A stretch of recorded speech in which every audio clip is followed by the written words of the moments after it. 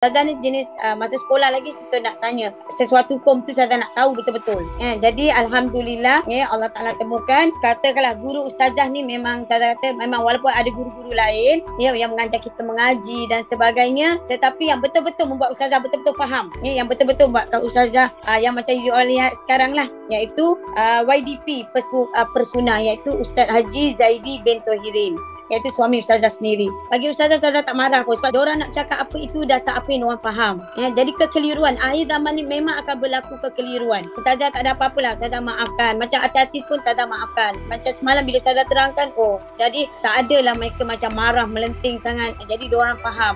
Benda hukum ialah hukum. Mereka dah bertaubat, taubat yang macam mana yang Nabi ajar. Macam itulah supaya kita semua selamat dunia dan akhirat. Before this, Ustazah mengeluarkan kenyataan mengenai doktor lelaki menyambut kelahiran kan. Kemudian disambut kali ini viral pula dengan bila minum susu banyak ada kutu dan sebagainya.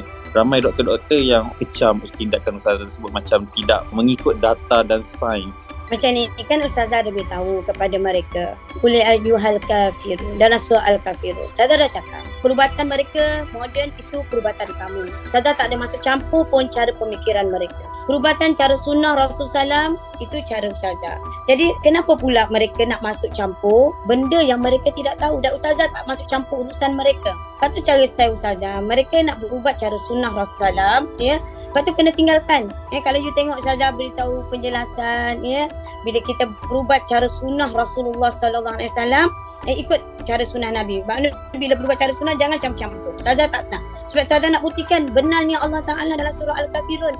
Orang kafir itu cara dia. Jadi kalau mereka itu keyakinan mereka itu cara mereka, itulah cara mereka. Jadi kalau Ustazah nak kata apa, kata Ustazah nak samakan Ustazah dengan dia. Cara orang kafir adalah cara kamu. Jadi Ustazah tak pertikaikan. Itu cara kamu. Tapi yang Ustazah tegakkan tentang ialah kita ni kan, kalau seorang ahli agama yang Ustazah tegur, you all bukan sekadar ceramah. Tanggungjawab ialah mendengar. Masalah masyarakat bukan sekadar mendengar, tolong selesaikan masalah. Ramai yang suami kat luar tak mampu. Bukan nanti Allah Ta'ala kata suami tu dah habis usaha, kalau apa berlaku yang bertanggungjawab besok di akhirat ulama tu. Jangan main-main. Tolong faham apa yang Ustazah nak beritahu, Ustazah sampaikan. Doktor-doktor kena faham pesakit yang bukan Islam, kau orang nak buat apa, kau orang boleh buat. Tetapi wanita-wanita muslimah yang berhijab, berniqab dan sebagainya, mereka ni malu. Dan mereka ni tekanan mental, you all tak kira lagi tekanan mental yang dihadapi oleh mereka yang berdepan dengan suasana doktor lelaki melihat. Bayangkan, walaupun dah lahir anak ketiga, keempat, lima, enam pun mereka masih teringat benda itu. Maknanya itulah perkara yang paling yang kita tahulah kesan pada wanita yang akhir zaman masih ada nilai yang Allah beri kepada mereka ialah sifat malu. Kadang tak salahkan doktor, itu yang dia belajar. Sebab tu saya kata Ustazah tak nak campur adukkan. Jadi di sinilah yang Ustazah nak beritahu. Jadi jangan kita campur adukkan. Diorang cara diorang, Ustazah cara Ustazah. Tak tu Ustazah cara Ustazah berubat di luar. Ustazah cakap, tanya orang mana yang Ustazah datang 7 kali pakai Ustazah nak tengok keseluruhan dia. Kalau dah betul-betul doktor dah reject betul-betul ni, baru cari Ustazah. You boleh tengok, boleh check. You Google, you buka sendiri, cari dalam Compass.com you boleh cari ada Hello Doctor mendedahkan kesan-kesan bahayanya minum susu yang berlebihan.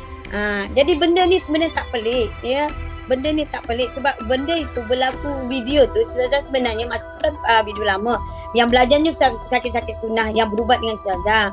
Jadi bila dia bertanya Ustazah, kita orang ada masalah kutu. Okey, dah buat macam ni, dah sedekah. Itu belum lagi Ustazah cakap, nak hilangkan kutu dengan bersedekah. Itu ada hadis Nabi tu. Kalau hadis Nabi berkata dengan bersedekah, kalau orang guna logik akal, apa kena mengena pula nak buang kutu tu dengan bersedekah. Jadi Ustazah beritahu pada mereka salah satu, sebab tu saya kata salah satu punca kutu tu ialah minum susu yang berlebihan. Jadi kajilah kita, sebab tu Allah Ta'ala kata perhatikan makan minum kamu. Sebab tu umat Islam perhatikan, dan ada yang Allah ingatkan dalam Al-Quran. Kalau kita belajar perubatan cara sunnah, makanan tu adalah yang penting. Sebab kita bukan jumlah makanan yang melampaui. Tapi susu ibu tidak menjadi masalah. Islam ni amat teliti. Sebab Ustazah dah melihat kehebatan, kebenaran perubatan cara sunnah Rasulullah SAW 100%. Orang sakit AIDS, orang SLE, orang yang mana-mana sakit yang doktor dah reject, Ustazah subhanallah Ustazah nampak. Sebab itulah Ustazah, bila Ustazah nampak kehebatan, kebenaran, kata Ustazah nak menjadi orang yang menyembunyikan kebenaran. Intinya maknanya Ustazah berkewajipan sampai walaupun dicecer, walaupun dicaci, walaupun dimaki dia, walaupun dia kata gila, Ustazah dah siap sedia. Ustazah tak kisah orang kata apa pun pada Ustazah. Ustazah dah tua sebenarnya. Ustazah dah ada cucu, maknanya Ustazah dah tua. So Ustazah nak buat persiapan untuk Ustazah berjumpa dengan Allah Ta'ala. Ya Allah, aku dah sampaikan. Itu je niat Ustazah. Tapi orang nak kecam ke nak apa, kita anggap je orang tak tahu.